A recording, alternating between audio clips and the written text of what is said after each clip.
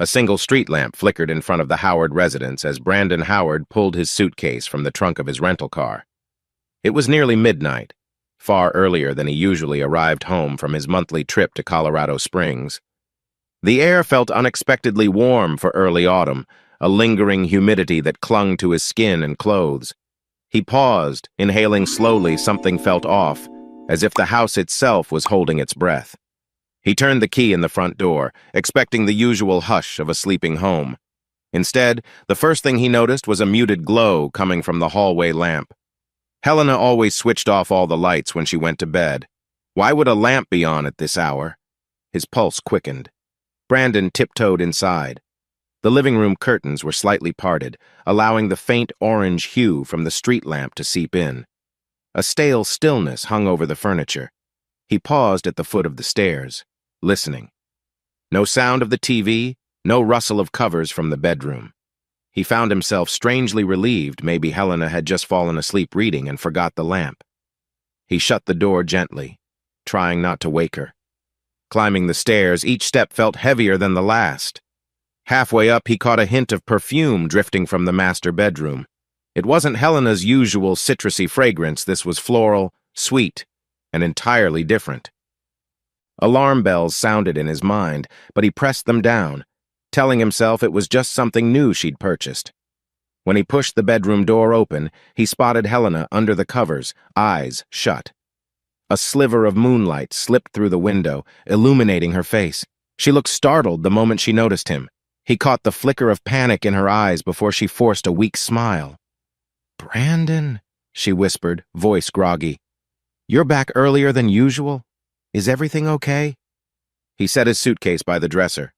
"Flight got rescheduled," he said, trying to keep his tone calm. "Didn't want to bother you by calling so late." Something in him wanted to ask, "Why do I smell someone else's perfume?" But a knot in his stomach held him silent. He dropped onto the edge of the bed. The sheets were warm, almost too warm, and he detected the faint trace of that unfamiliar floral scent embedded in the pillows. Helena propped herself up. She looked flushed, maybe from sleep, or maybe not. "Oh, I had a headache," she muttered. "Took some medication and went to bed early. Didn't expect you yet." Brandon nodded absently, scanning the nightstand for any sign of medication. Instead, his gaze fell upon a small, unassuming item, a matchbook, white with gold lettering that read, "The Jaguar's Eden." He picked it up, heart pounding. The cover was half open, showing several missing matches. Helena noticed. She opened her mouth as if to explain, but no words came out. A thick tension hovered in the room. Brandon felt his pulse drumming in his temples. "This is definitely not from our local grocery store," he thought. "Where'd this come from?" His voice was low, calmer than he expected. She swallowed. I'm not sure," she lied, eyes flicking to the door. "Must have been something Clarissa left here when she visited." Brandon nodded, not believing a single syllable. He rose to his feet and quietly left the bedroom. He needed fresh air, needed space to think. The lamp in the hallway still glowed softly, casting odd shadows on the wall. He couldn't decide which felt heavier, the suitcase in his hand or the questions in his mind. Making his way downstairs, he flicked the light switch off, sank onto the living room couch, and stared at the matchbook under the dim glow from outside.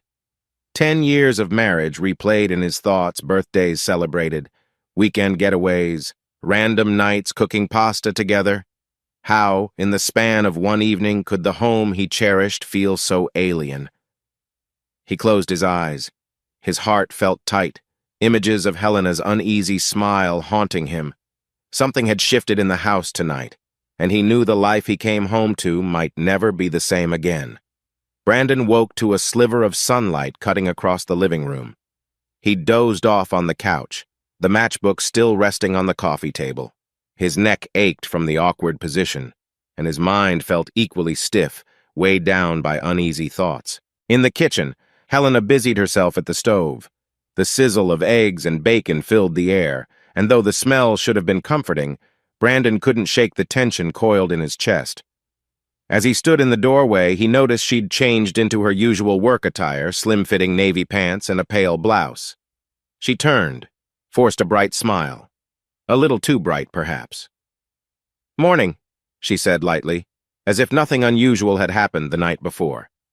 "I made coffee."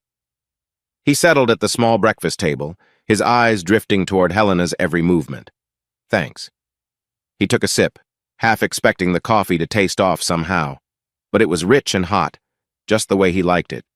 He watched her carefully, wanting to catch any sign of guilt or nervousness. She set a plate in front of him, scrambled eggs sprinkled with herbs, 2 slices of bacon, and wheat toast. "Hungry?" she asked, resting her hands on her hips. He nodded, though his appetite was mild at best. Couldn't sleep well on the couch. He didn't mention the headache she'd claimed or the matchbook.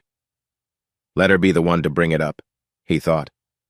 Helena tilted her head, concern flitting across her face. "Why'd you crash on the couch? You could have just come to bed." Brandon shrugged. "Didn't want to disturb you." He took another swallow of coffee, letting the awkward silence stretch. "So where'd you say that matchbook came from?" Her expression froze momentarily, as though she hadn't prepared a follow-up lie. From Clarissa, I guess? She stopped by for a bit." "Right," he said, keeping his voice neutral. "What's the Jaguar's Eden? A new nightclub?" Helena's lips parted, but she pressed them tight before replying. "Some lounge across town, I think. You know Clarissa. She's always got freebies from places."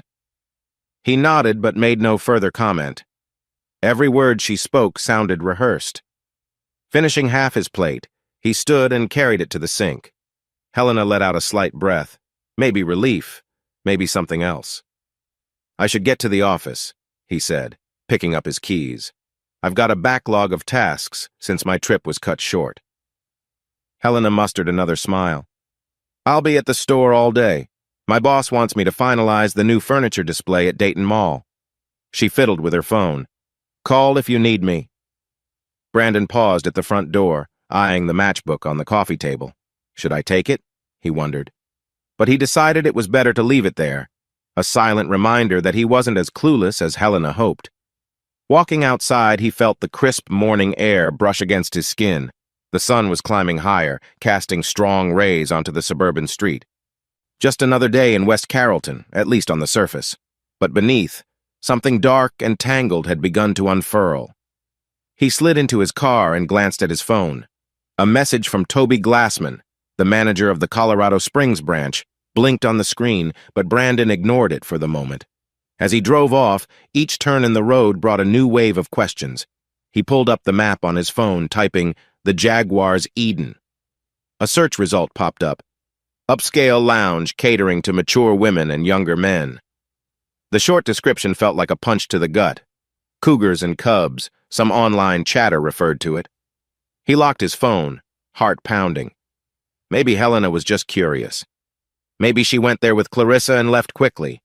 Or maybe he forced himself to focus on driving. Paranoia wouldn't solve anything, but ignoring reality might be worse. By the time he parked at the Astral Devices office, he was determined to keep calm. The next step, he decided, would be to talk things out rationally or at least gather more facts before confronting Helena. Because if that lounge really was what the internet claimed, Brandon needed to brace himself for whatever truth might emerge. Late morning sunlight streamed through the tall windows of Astral Devices Inc. in Dayton. Rows of cubicles buzzed with conversation, ringing phones, and the occasional hum of a printer. Brandon navigated through the bustle, a polite nod here and there, but his mind was stuck on the puzzle forming at home. He set his laptop at his desk and powered it on. Almost immediately, his phone buzzed with an internal call. It was an assistant from upstairs, reminding him about a network security update. Brandon sighed, rubbing the tension in his temples. Work had to continue, even if his private life felt like it was unraveling. "Everything okay, Brandon?" asked a voice behind him. He turned to see Derek Summers, a friendly coworker who specialized in network administration. Derek took one look at Brandon's drawn face and frowned. "You seem off." Brandon managed a half smile. "Just tired. Had a weird night. Nothing big." Derek shrugged sympathetically. "Well, let me know if you need any help with the security update. Toby Glassman's expecting a status report soon. Brandon nodded, reminding himself to keep up appearances. Toby's message from earlier still hovered in his inbox, waiting to be answered. For the next hour, he poured himself into lines of code and system logs, trying to bury his suspicions under a mountain of technical tasks. Meanwhile, across town, Helena stood in the break room of the furniture store, cradling her cell phone. The store manager had just stepped out, giving her a quick 5-minute break. She scrolled through notifications until she found a text from Clarissa. "Hey, how's my partner in crime doing? We still good for next weekend?" Helena's throat tightened. Memories of the last time she and Clarissa had visited the Jaguar's Eden flickered in her mind. Loud music, flattering attention from a couple of college guys.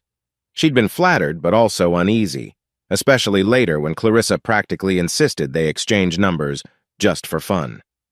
Helena had stopped short of actually doing anything beyond harmless flirtation, or so she kept telling herself. She typed back, "Might need to hold off." Brandon came home unexpectedly last night. He found that matchbook you left. The reply was almost instantaneous. "Chill, babe. He won't figure it out. Just say we were there for a friend's birthday. No big deal." Helena chewed her lip. Deep down, she knew Brandon wasn't the type to drop something once he was suspicious.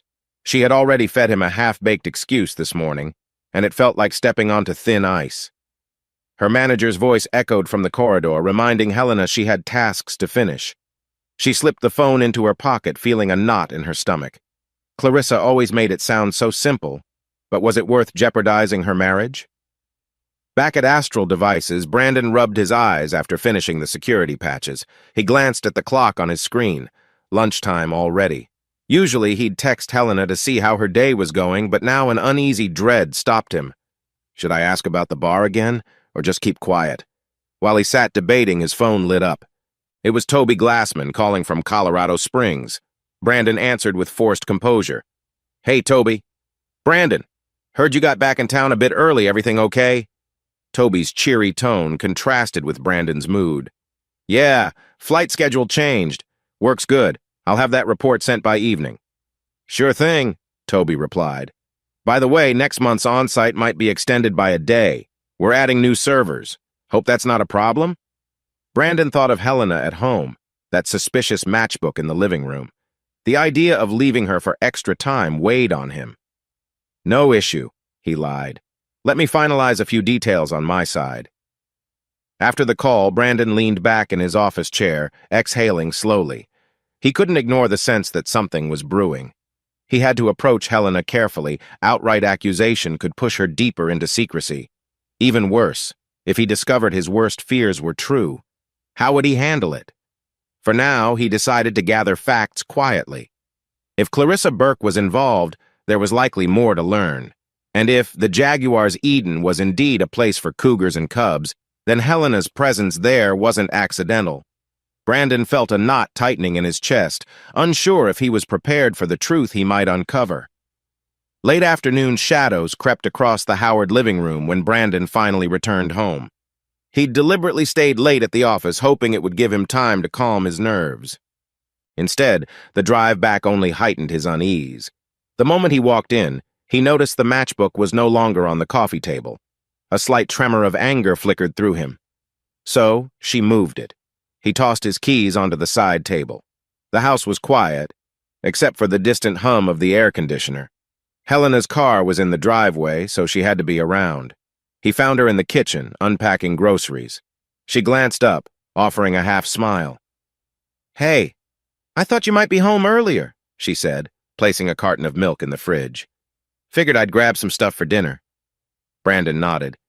"Got tied up, some leftover tasks at the office."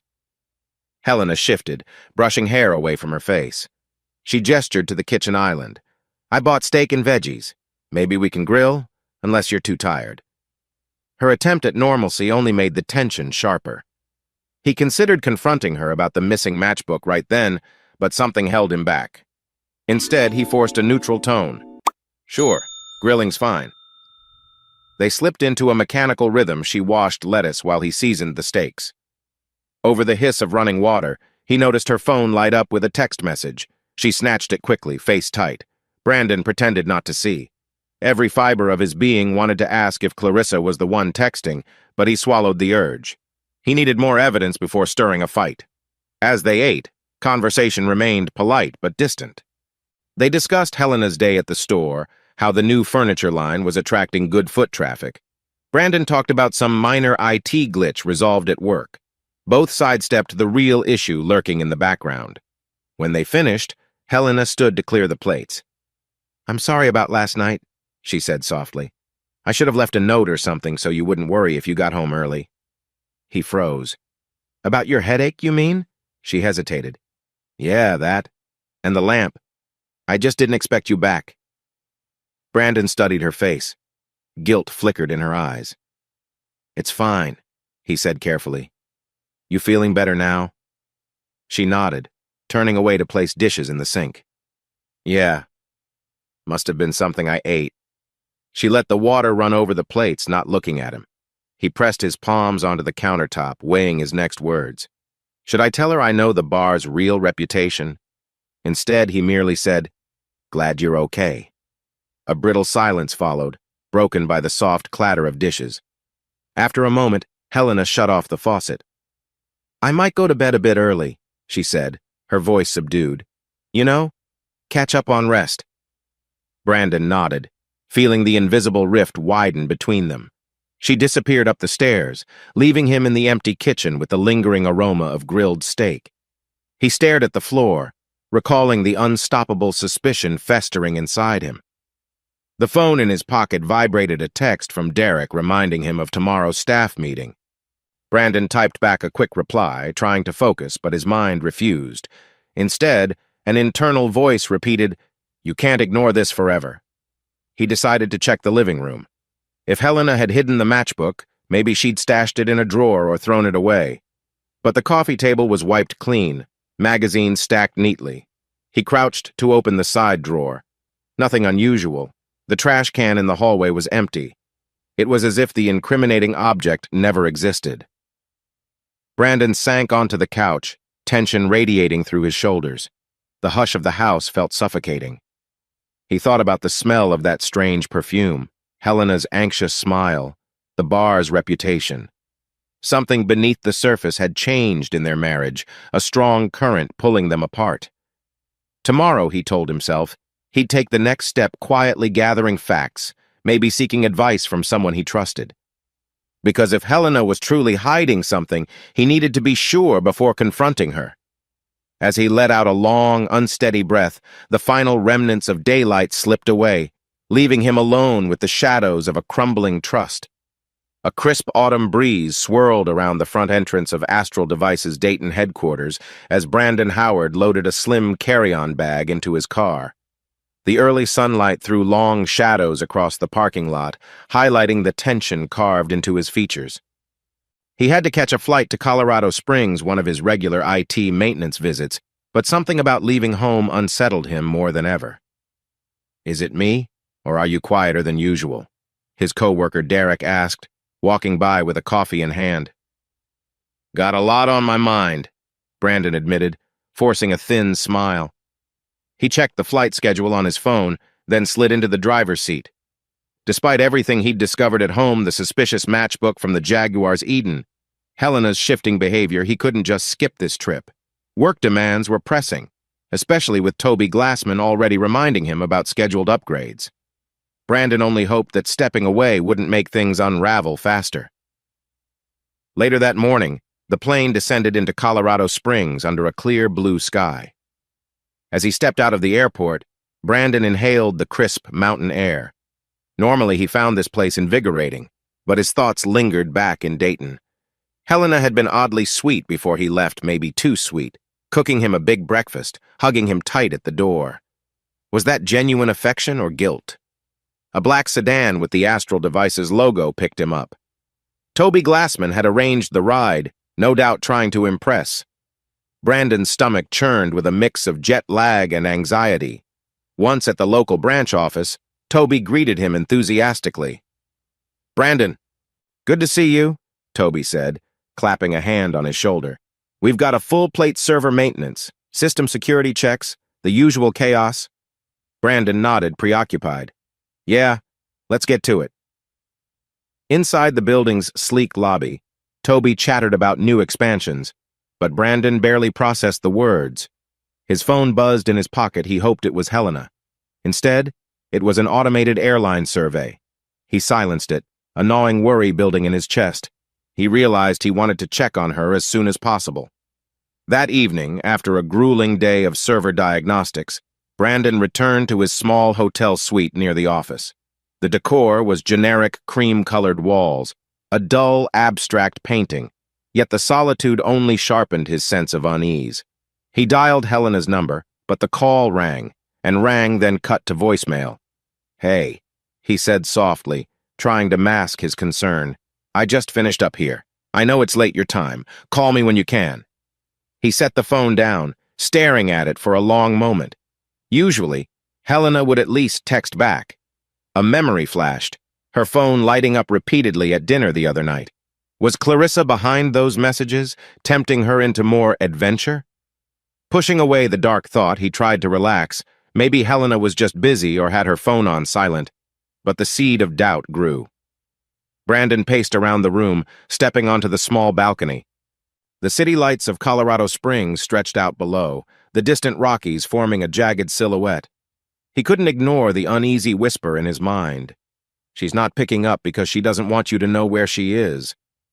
After a restless hour, he tried calling again. Still no response. A tense hush filled the room. Brandon gazed at the phone, throat tight. I need proof, he thought. I can't confront her just on a hunch. This trip might be the perfect chance to plan carefully, to watch from a distance and see what Helena would do when he wasn't around.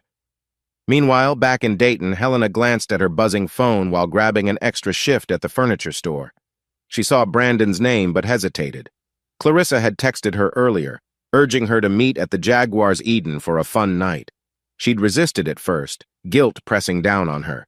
But with Brandon away, part of her wavered, tempted by the excitement, flattery, and the release from daily routine.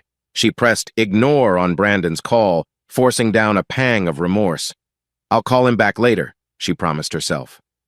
Right now, the thought of juggling her manager's demands, Clarissa's texts, and Brandon's suspicion felt suffocating.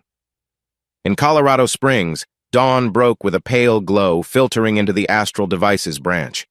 Brandon sat hunched at a conference table, eyes on his laptop screen. He had scheduled an early meeting with a few junior IT staff to outline patch updates. The room smelled faintly of stale coffee. Two techs, Ryan and Melissa, chatted near the door while waiting. Melissa fiddled with her phone, laughing at something on social media. Ryan, tall and unshaven, made a casual remark about weekend plans. I was thinking of heading back home to Dayton for a party. My buddies keep talking about the Jaguars Eden. Ever heard of it? Brandon's ears perked up. He pretended to keep scrolling through his notes, but a cold prickle climbed his spine. The same lounge. So it's pretty well known among the younger crowd? Melissa smirked. Isn't that the Cougar Bar? My friend said older women go there to pick up guys in their 20s. Ryan shrugged. I guess. Some find it thrilling. Heard it's a real trip if you're into that scene. One buddy was raving about scoring free drinks from these cougar ladies. Kinda wild, right? Melissa giggled. Sounds borderline scandalous. Brandon's fingers froze on the keyboard. He forced himself not to react, but his throat felt tight. Helena was only 36, hardly old. Yet the rumors swirling about the Jaguars Eden conjured images of a place that catered to exactly the scenario he dreaded. He saved his file and cleared his throat. Morning, guys. Ready to begin? They spun around, straightening up. Ryan's cheeks reddened slightly. Yeah, Mr. Howard. The meeting proceeded with Brandon coolly focusing on the technical agenda, yet inside his thoughts churned. He needed to confirm if Helena had actually visited that lounge and if Clarissa was the link. The conversation he'd just overheard told him the Jaguars Eden was more than just a bar. It was a venue for risky encounters. Later that day, Brandon found a moment to confide in Warren Atkins via a private call. Warren was in Dayton, overseeing security systems, but their bond stretched beyond mere job titles. Once Warren answered, Brandon spoke in a hushed tone. Look, Warren, I'm away in Colorado right now, but I suspect something back home. My wife, I found evidence she's been going to a questionable place. A bar with, an adult crowd. Warren's voice held empathy. I've been there, Brandon. Doubt gnaws at you, but speculation can drive you insane. Exactly, Brandon said, voice taut. I need to know for sure. Warren paused. If you want clarity, gather real proof. Hearsay or rumors won't cut it. I can help you set up some discreet surveillance if that's what you want. But make sure you're emotionally ready to face the truth. Brandon exhaled slowly, remembering the matchbook, the unanswered calls, and Helena's anxious eyes. I'm done with guesswork, Warren. Let's figure out what to do next when I'm back. Ending the call, Brandon stared out the large window overlooking the Colorado foothills. He felt a grim resolve harden in his chest. Trust was a fragile thing, and if Helena had broken it, he needed to see the cracks with his own eyes. The next morning, Brandon rummaged through an electronics aisle at a local retailer in Colorado Springs. Beneath the fluorescent lights, he studied rows of covert cameras and motion sensors. A wave of unease rolled through him. This felt like stepping over a moral boundary. But after the gnawing suspicions, the cryptic references to the Jaguar's Eden, the phone calls gone silent, Brandon was convinced. Gathering concrete evidence was the only way to confront Helena without being dismissed as paranoid. He added a sleek wireless camera to his cart, along with a mini digital recorder. He also picked up extra memory cards just in case. A mild headache throbbed at his temples. He recalled Warren's warning about being prepared for whatever he might find. Are you sure you want to do this? He muttered to himself, voice echoing in the nearly empty aisle. Yet his mind replayed an image of that matchbook, half empty, found by their marital bed, Helena's uneasy smile, the perfume that wasn't hers. Doubt propelled him forward. He paid in cash to avoid leaving a digital trail, then slipped out into the parking lot, the brown bag tucked under his arm. Meanwhile, in Dayton, Helena stood behind the store counter, scanning furniture catalogs. Her phone dinged with a text from Clarissa. Don't forget, tomorrow night, the Jaguar's Eden. You deserve a break from that dull routine. Helena inhaled sharply, glancing around. A co-worker named Sandra, new to the store, noticed Helena's distracted look. Hey, everything okay? Helena forced a reassuring nod. Yeah, just a friend wanting to hang out. Sandra shrugged. You seem stressed. Maybe you do need a night out. Helena mustered a weak laugh. Right, maybe. But as she locked her screen, she couldn't shake the guilt that flared inside her. Was Clarissa right? Did she really want this rush again? Part of Helena felt unsettled by how quickly she'd slipped into secrets. Brandon hadn't messaged all morning, or maybe she was avoiding him. The tension made her chest feel tight. Despite the swirl of doubt, a strange allure tugged at her mind whenever Clarissa's invitation popped up. A day later, Brandon's plane touched down in Dayton. The cloudy sky and a damp chill greeted him as he exited the airport. He drove home, hands gripping the steering wheel with a quiet determination. The bag of surveillance gear lay in the trunk, a reminder of the plan he and Warren had discussed. Discreet cameras in the living room, maybe one in the hallway, plus a simple voice recorder connected to the home phone line. Late afternoon, Helena was at work, a perfect window. Brandon slipped into the house, the scent of lavender air freshener drifting through the hallway. It felt surreal, methodically installing hidden devices in a place once anchored by mutual trust. Heart-pounding, he placed a camera behind a decorative vase on a bookshelf and tested its angle with his phone app. Clear view of the living room. Good. Next, he went upstairs, installing a small recorder near the bedroom phone extension. If Helena was calling Clarissa to plan anything, he wanted it documented. He despised feeling like a spy in his own home, but memories of her unresponsiveness while he was away spurred him on. No more illusions, he told himself. By the time Helena got home, the sun was dipping below the suburban rooftops. She walked in carrying a bag of groceries, greeting Brandon with a smile that froze momentarily when she saw him already there. You didn't tell me you'd be back this early, she said, setting the groceries down. Thought I'd surprise you, he replied, forcing a casual tone. Slow day at the office. Got the work done faster. She nodded, eyes flicking around as if sensing a shift in the atmosphere. That's good. So, how was Colorado? He shrugged. Busy, he said. Glad to be home. They exchanged mundane updates: how Toby was pleased with the server progress, how Helena's store had a new line of sofas. But beneath every line, a silent tension coiled. Helena retreated to the kitchen, rummaging for dinner items, while Brandon lingered in the living room, discreetly checking his phone feed. The camera was functioning perfectly. Outside, the wind picked up, rustling the leaves. Inside, an uneasy calm settled between husband and wife.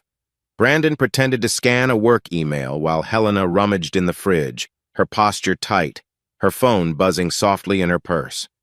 Neither spoke of the Jaguars' Eden. Neither spoke of the distance between them. Yet in the corners of the house, unseen lenses recorded reality, a quiet witness to secrets about to unfold. A gentle drizzle coated the windows of Helena's car as she parked near the Jaguars' Eden late that Friday night. The neon sign, shaped like a sleek feline silhouette, flickered in vibrant turquoise against the damp sky.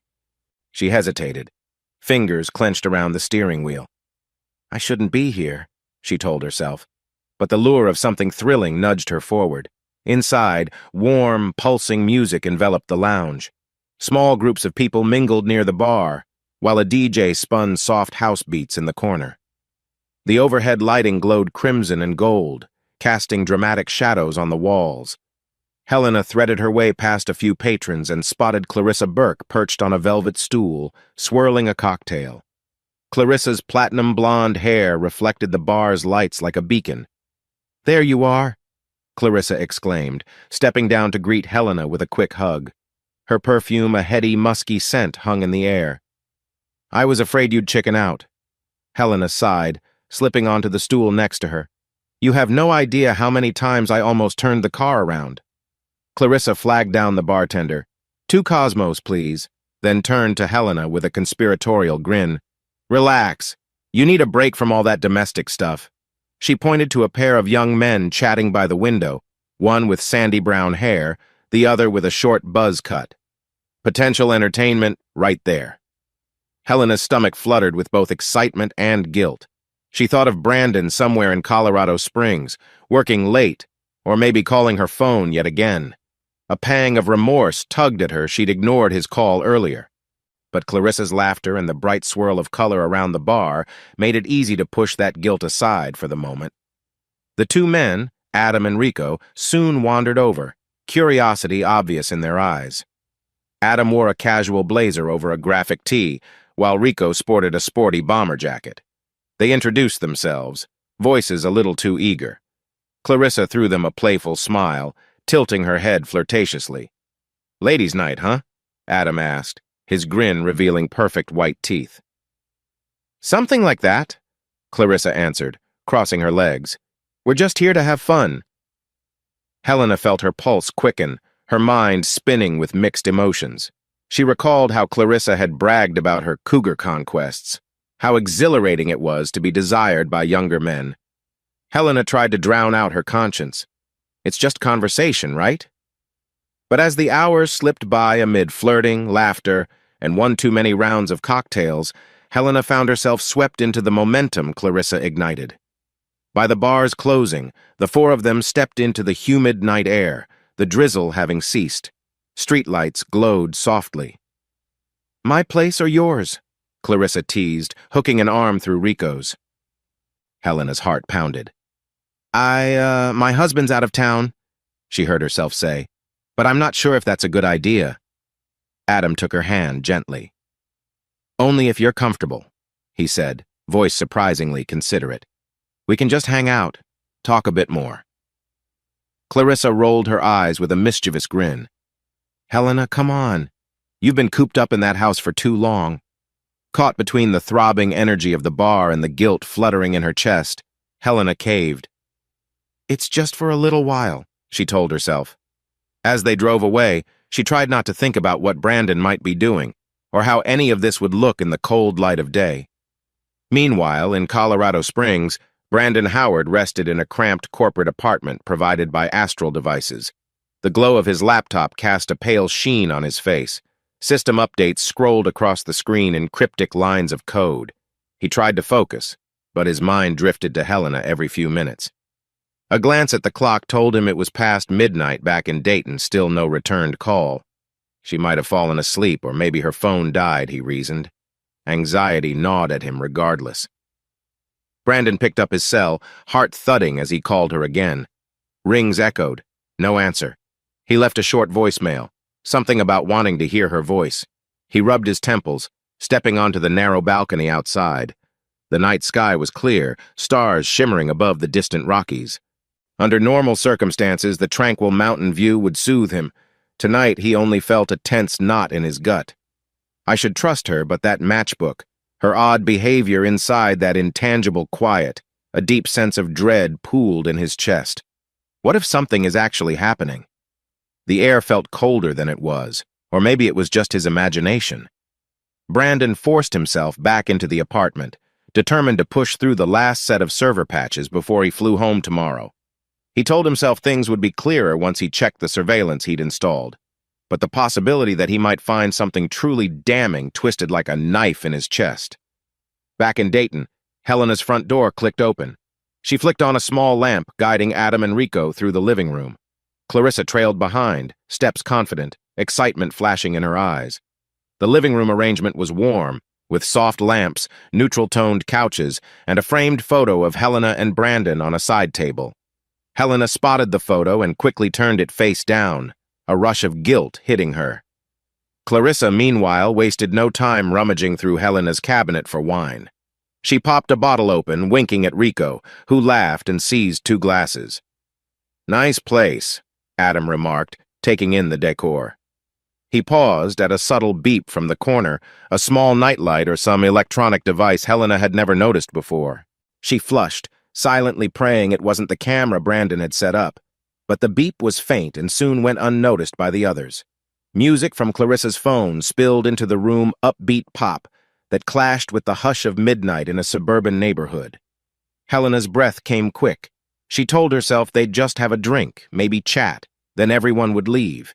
Yet the tension in the air felt electric, all of them buoyed by alcohol-fueled impulses. Adam settled beside Helena on the sofa, his gaze full of curiosity. She swallowed, feeling the heat rise to her cheeks. "You look uneasy," he said gently, swirling wine in his glass. She forced a smile, just not used to hosting at this hour. Clarissa and Rico were already laughing about something, leaning close on the opposite couch. A fleeting pang of panic seared Helena's chest. What am I doing? But as Adam moved a little closer, her willpower faltered. The following afternoon, Brandon's plane touched down at Dayton International Airport. He'd barely slept. The unresolved tension about Helena's silence weighed heavily. He hurried from baggage claim to his car, ignoring the stiff ache in his shoulders. Pulling up to his driveway, he noticed Helena's car was home. The curtains in the living room were partially drawn, giving the house a closed-off look. Is she inside? He stepped in quietly, spotting Helena in the kitchen. The moment she saw him, her expression flickered a mix of relief and a nervous shadow. She came over with a forced warmth. "You're back earlier than I expected," she said, voice strained. "How was the trip?" "Long," Brandon replied, setting down his suitcase. He searched her face for clues. "I called you last night several times." Helena brushed a strand of hair behind her ear, turning her gaze downward. "Oh, my phone died, and I guess I crashed after dinner with a coworker." The half-truth felt thick in the air. "Right," Brandon said softly, not pressing. He forced a tight smile. "I'm exhausted. Mind if I take a quick shower?" Helena nodded, stepping aside. He headed upstairs, heart hammering. Inside the bedroom, he saw faint signs of disturbance. The comforter slightly askew, a pillow on the floor. It could be nothing, or it could be everything. Shower done, he made an excuse about needing to pick up groceries. Helena seemed relieved not to engage further. Once in the privacy of his car, Brandon pulled out his phone and accessed the hidden surveillance system, the memory card from the living room camera. He clenched the small device between his fingers, dread pulsing. At a nearby parking lot, he opened his laptop, inserted the card, and pressed play. His stomach twisted seeing Helena and Clarissa stumbling into the living room late at night with 2 unfamiliar men. The angle showed them from behind, but their faces turned enough times for him to identify Helena's anxious expression, Clarissa's bold grin. Then the group sat on the couch, drank wine, laughter filling the mic. The camera didn't catch everything, it had a partial view, but it captured enough. Brandon's face went pale. He watched Helena and one of the men, the sandy-haired guy, share an intimate moment, the man's hand on her thigh, her body not pulling away. The footage jumped intervals because of the motion sensor, but the next snippet was more damning.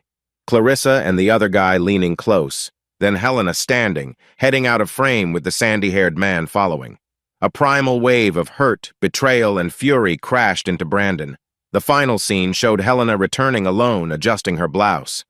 Clarissa smirked, whispering something.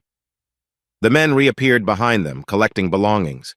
Then they all left or moved out of camera range. "Oh, God," Brandon whispered, eyes burning with tears. His worst fear was real. Helena had gone further than he could have imagined. He slammed the laptop shut, breath shallow. Rain started drumming on his windshield. He flicked on the wipers, hardly seeing through his blurred vision. Driving aimlessly, he let the adrenaline and heartbreak guide him. Cold fury pulsed in his veins. Darkness settled as Brandon parked his car near a deserted strip mall. The sign above read, "Closed for lease."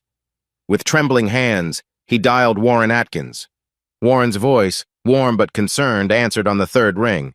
"Brandon, are you all right?" "It's late." Brandon inhaled a shaky breath. I found proof she brought men home, with Clarissa. It's on video. I can't believe this, Warren." A silence. Then Warren spoke carefully.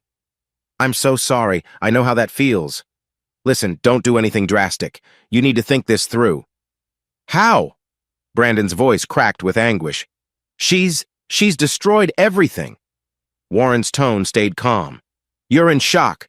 Don't confront her yet, not tonight. Let yourself breathe. Figure out how you want to handle it." Brandon's gaze drifted over the dimly lit parking lot, neon reflections from a distant diner flickering on the wet pavement. He's right, he thought.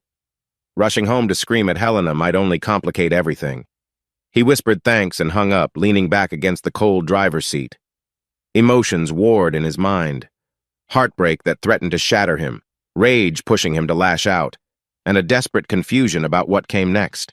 For a moment, he pictured the happier years. Helena's laughter on their wedding day, the gentle way she'd fuss over him when he was sick, all overshadowed now by the stark reality of her betrayal. Rain battered the windshield harder. Brandon squeezed his eyes shut, letting tears slip free. Memories of Helena with that stranger stabbed at his heart. Warren's words echoed, "Don't do anything drastic." He exhaled a ragged breath, deciding to keep it together for now. He flicked on the radio, seeking some background noise, but every song felt like a cruel reminder. With numb resolve, he told himself he'd act strategically. No rash moves. If she's capable of this, I need a plan, a way to protect myself, and maybe even a way to make her pay for the heartbreak she's caused. Lightning flashed in the distance, illuminating the empty street. Brandon stared at the reflection of his own face in the rearview mirror, eyes hollow, jaw clenched. Tonight would be the longest night of his life, a silent crucible of torment. But by morning, he would begin forging a path forward. Gray clouds drifted over Dayton's skyline as Brandon Howard stepped out of his car, tucking a slim folder under one arm. The small law office of Russell Klein sat at the corner of an older block, where wide sycamore trees rustled in the wind. Brandon's stomach knotted with a mix of apprehension and grim determination.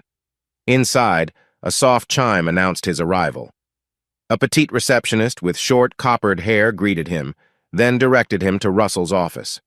The place smelled faintly of old books and brewed coffee. Brandon found Russell Klein, an old friend from college, waiting behind a large oak desk littered with files.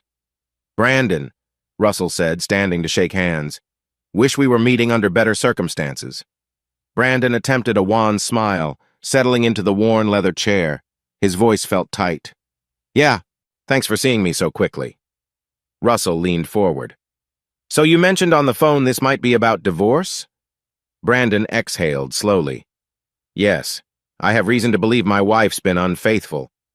Actually, I have more than reason, I have evidence." He tapped the folder containing still images from the video footage, though he didn't open it yet. I want to know my legal options. Russell's gaze flicked to the folder. Adultery is a tough emotional blow. Legally, Ohio is a no-fault divorce state. That means proof of cheating doesn't necessarily guarantee more favorable terms unless we consider certain specifics around finances or prenuptial agreements. Brandon nodded, quiet tension in his jaw. I'm not just looking for a standard split. I'd like to ensure she ends up with as little as possible. She had a group encounter in our home. I have it on video. I want to use it as leverage. The last words came out harsher than he intended, but the raw hurt in his chest demanded some form of justice. Russell's brows furrowed. A video? I have to warn you. Distributing or threatening to publicly release intimate footage could violate privacy laws, potentially classifying as revenge porn in some jurisdictions. You might face legal repercussions if you're not careful. Brandon clenched his fists. I won't post it online. I just want her to know I could if I wanted. Silence hung in the room. Outside, thunder rumbled faintly, as if echoing Brandon's unrest. Finally, Russell spoke with measured calm. I understand the anger, but be cautious. The last thing you need is a countersuit that drains your resources. Our best approach is to document everything: financials, communications, any sign of her wrongdoing that impacts marital assets. Keep the video locked away as a contingency, but don't wave it around. Brandon rubbed his temples, recalling Helena's betrayal so vividly that it felt like an open wound. So, how do we proceed with the divorce itself? Russell slid a sheet of paper across the desk. I'll draft the initial filing. We can request an equitable distribution but highlight misconduct if it influences spousal support. Let me handle the legal side. Your job is to remain calm, avoid rash moves, and gather any supporting info I might need: bank statements, property deeds, that kind of thing. Brandon nodded. All right, I'll do that. As he left the office, the sky opened up in a light drizzle. He paused on the steps, lifting his face to the rain. A calm facade, he repeated to himself. No rash moves. Still, the determination to protect himself and to make Helena truly grasp the gravity of her actions burned deep.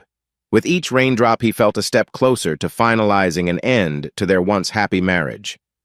2 days later, Brandon met Warren Atkins at a quiet cafe outside Dayton. The neon sign read Blueberry Hill, but the interior vibe was cozy rather than flashy. Framed pictures of farmland and local sports teams dotted the walls. Warren, tall and broad-shouldered, sipped black coffee as Brandon arrived. A faint look of concern lined Warren's sharp features. So, you want to go after that bar? Warren asked, once they settled in a corner booth. Brandon nodded curtly. Yes, the Jaguars Eden. It's the place that facilitated Helena's escapades. I want to hit their reputation. Maybe force them out of business. Warren laced his fingers. That's a bold move. Could be a slippery slope. Brandon's eyes shone with a bitter resolve. I can't just let them keep enabling marriages to fall apart. I want them to feel some consequences. Warren sighed, tapping the side of his mug. All right, I've got contacts and a skill set for certain discrete operations.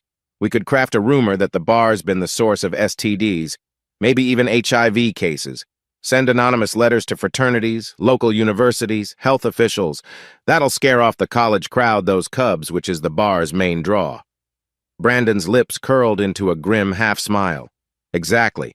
Without their young male clientele, the place will rot. And Clarissa, she's a regular there. She'll be collateral damage. He recalled how Clarissa lured Helena again and again. They hashed out the details. Warren would use a secure laptop at a library in another county to forge official-looking documents from a fictional health department official. They'd snail mail copies to fraternities, campus notice boards, any local group that might frequent the Jaguars Eden. They'd push the rumor online in forums, but with anonymous accounts carefully masked. While it wasn't strictly legal, Brandon felt a surge of satisfaction imagining the bar's neon lights flickering off for good. Warren finished his coffee, placing the mug down gently. We proceed carefully. Minimizing traces back to us is key. You sure you're ready for this? Brandon's mind flashed back to the humiliating footage, Helena and Clarissa entertaining men in his living room. Yes, he said, voice low but certain. "I'm ready." Another morning dawned over the Howard household. Helena stood in the kitchen, fussing with the coffee maker. Brandon entered, feigning a weary expression. "Morning," Helena greeted tentatively. "Sleep okay?" He forced a small cough. "Not really. Doc says I might have a urinary tract infection," he lied, remembering the plan to avoid intimacy. "Feels like I should skip any close contact." He dropped the words casually, swirling them with mild annoyance just enough to make Helena blame herself. Her eyes widened with worry. "Oh God, Brandon, do you need medication? I can pick something up." He shrugged non-committally, pouring coffee.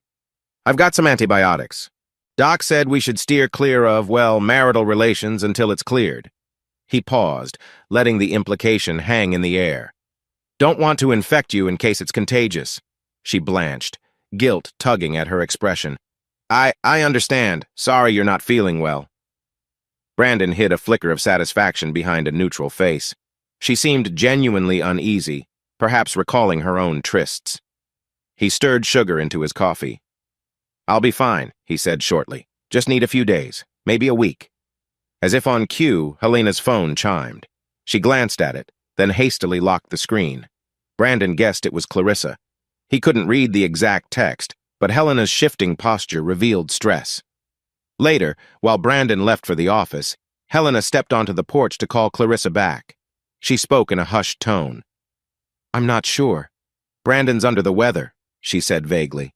"I don't think we can do anything right now." Clarissa's voice crackled on speaker. "Helena, come on. There's still time for one last fling at the bar before things blow over." "You deserve to have fun, girl."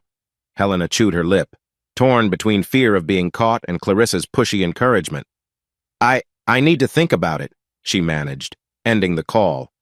A pit formed in her stomach, suspecting that the Jaguars' Eden might soon become a rumor-ridden place. Yet Clarissa urged just one more time. The entire situation felt like a slow-motion disaster. 3 days later, Brandon met his younger sister, Julia Howard, over lunch at a quiet bistro near Miamisburg. Julia, hair in a neat ponytail, wore a simple floral blouse that reflected her lively personality. Yet her expression grew serious as Brandon explained his plan to transfer the house deed. "You sure about this?" she asked, voice tinged with concern. "You're basically selling me the place for almost nothing. That's a lot of legal steps." Brandon nodded, pushing around the salad on his plate. "I trust you. With the paperwork in your name, Helena can't claim half the house if she tries to fight me in court. I'll keep enough proof of sale, but on paper you'll own it." Julia sighed. "I get it.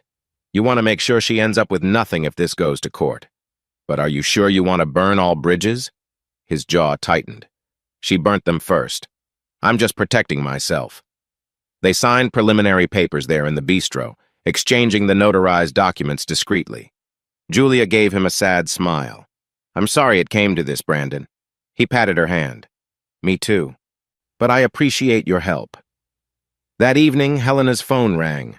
Recognizing Clarissa's number, she hesitated, then answered warily. "Yes?" Clarissa's voice was a soft purr, laced with impatience. "Spoke to a friend today. He says the bar's half empty thanks to some rumor about STDs. Totally ridiculous. But there's still a group of us going tomorrow. Could be the last big night." Clarissa paused. "I want you there, Helena. One last fling before the place tanks. You in?" Helena chewed her nails, images of Brandon's tired face and supposed infection swirling in her mind.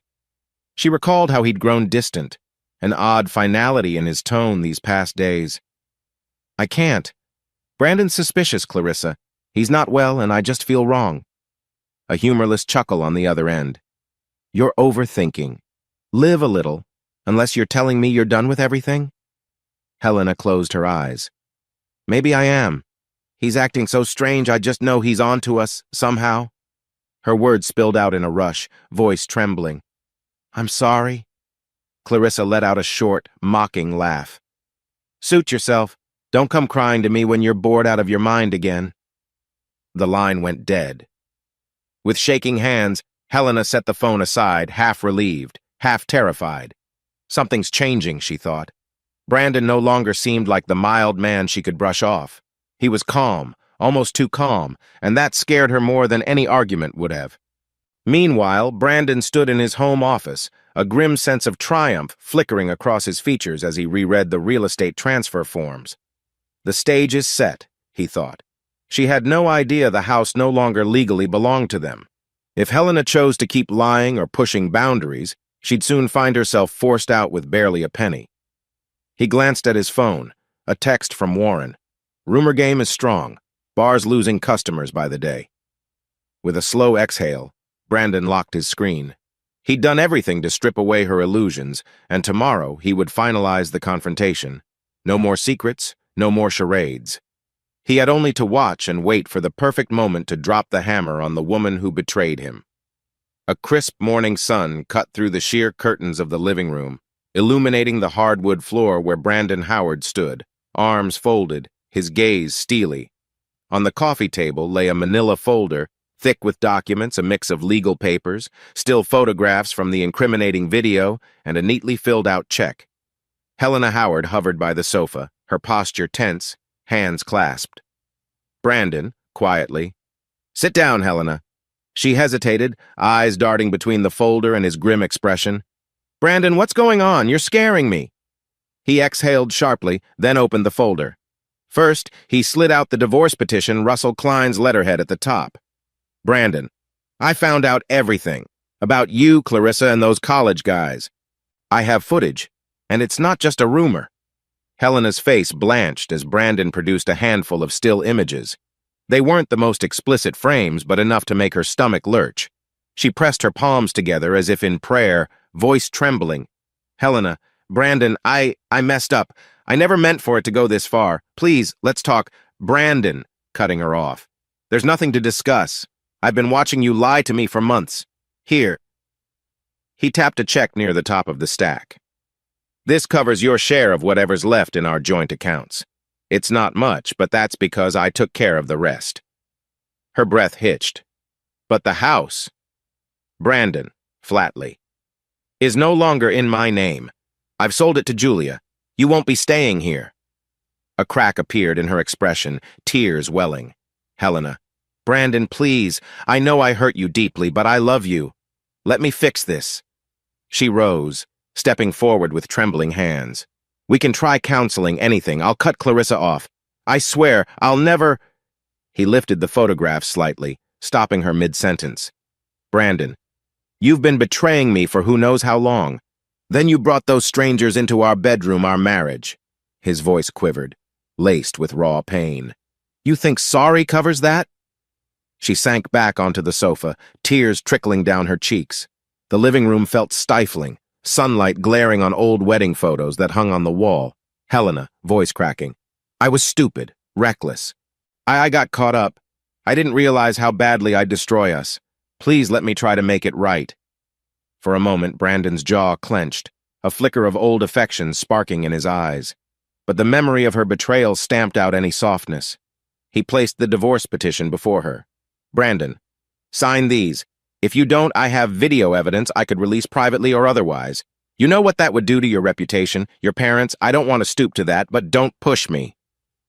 Helena stared at the swirling text on the document, tears blurring the words. She gave a broken sob, burying her face in her hands.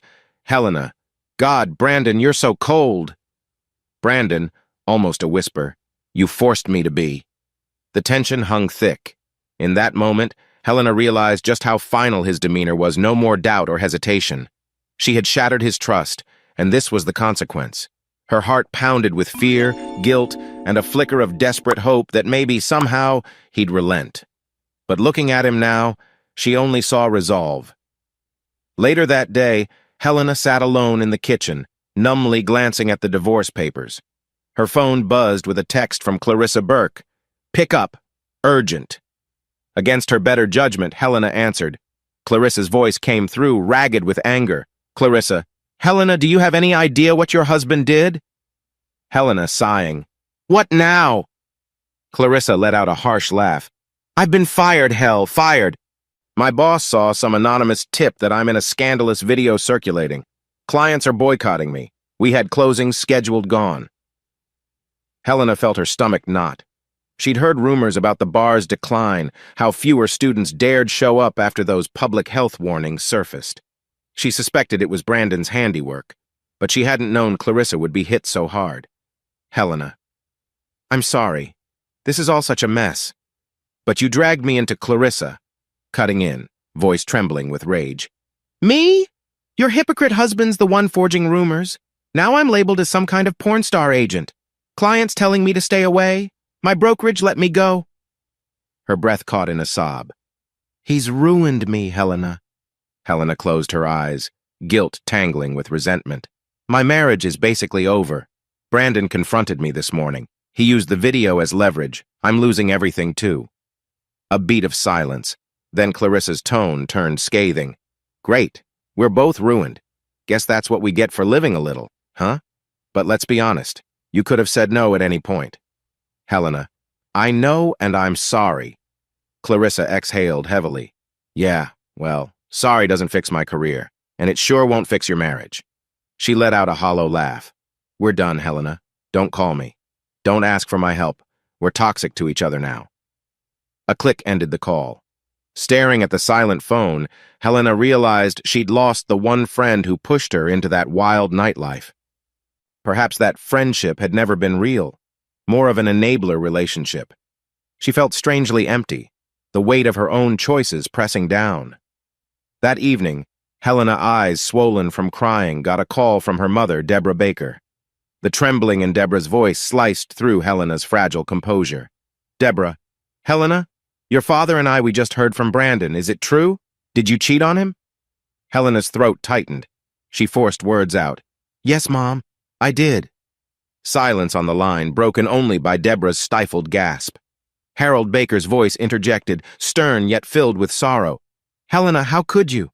Brandon was a good husband. We thought you two were so happy.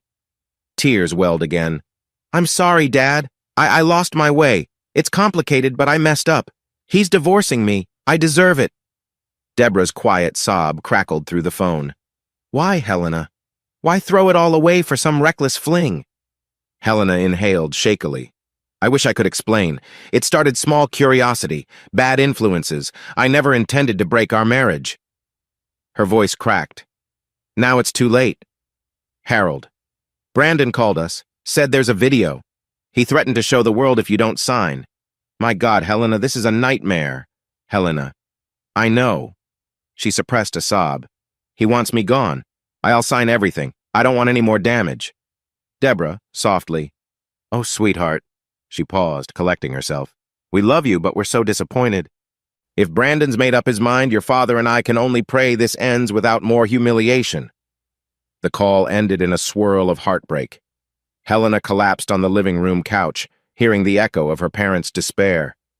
She realized the rift she'd created extended beyond her marriage, shattering her family's faith, too. Upstairs, Brandon overheard fragments of her anguished conversation. Despite his anger, a small ache tugged at his chest. He never intended to hurt her parents, who'd always been kind. But the pain weighed on him.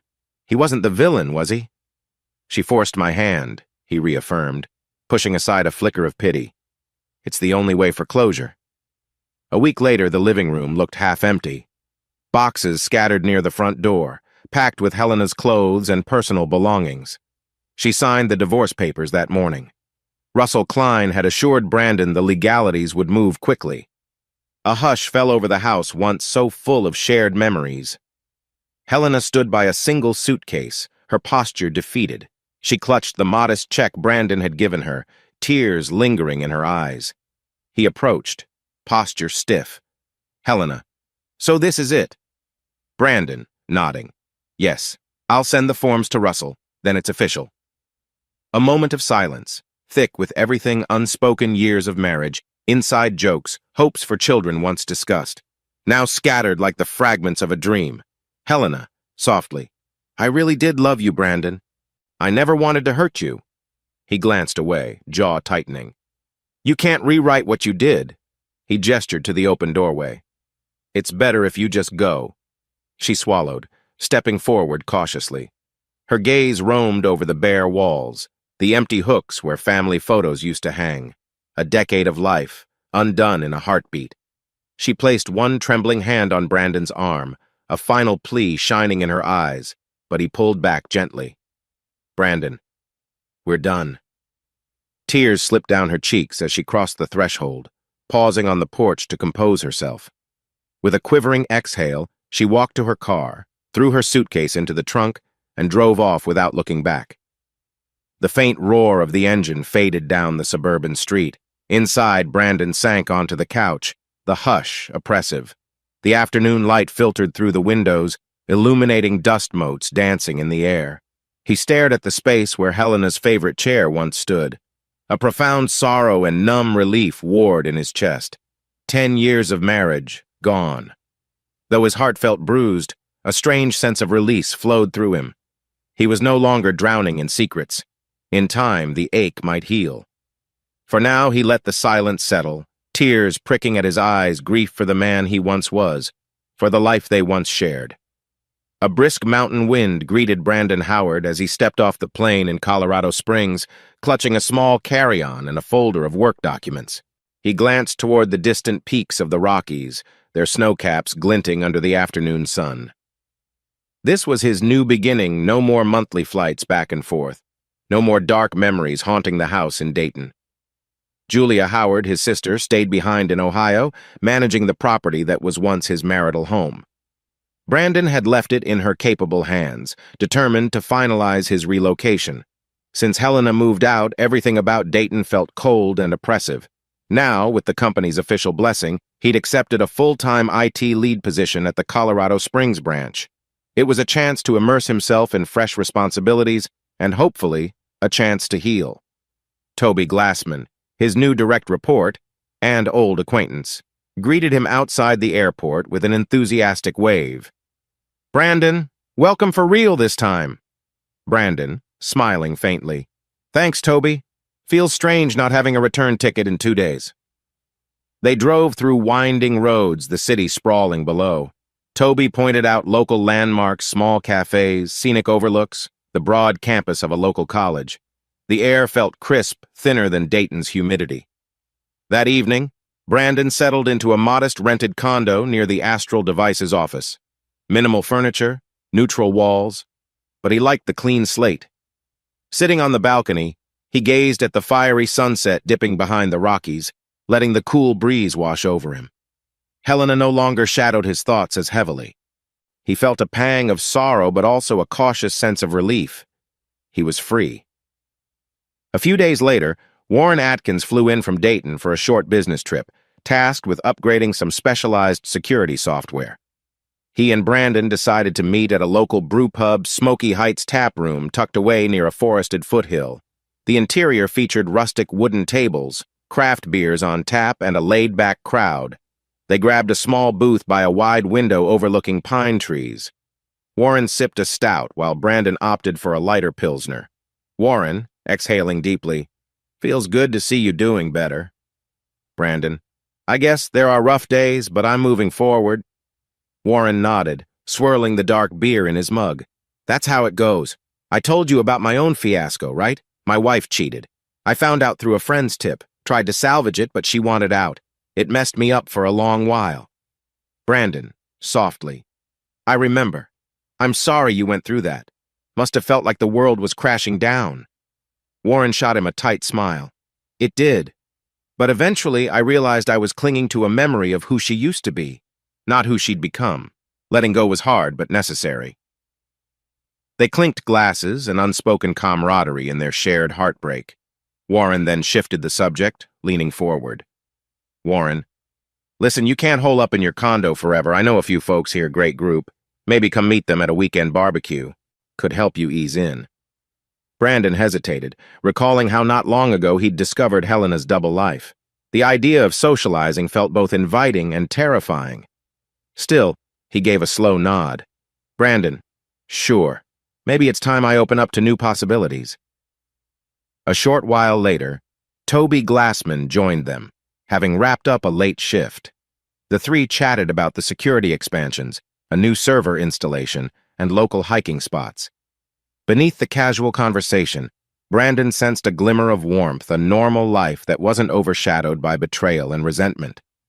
Stepping out into the cool night air, Brandon inhaled deeply, his heart a fraction lighter. Maybe Warren was right. It was time to live again. A few weeks passed in a rhythm of work and sporadic social gatherings. One Saturday, Warren introduced Brandon to a small group at a cozy backyard picnic. Among them was Marissa Conway, a soft-spoken woman with kind hazel eyes and a comforting presence. She wore a simple sundress, her short brunette hair catching the sunlight.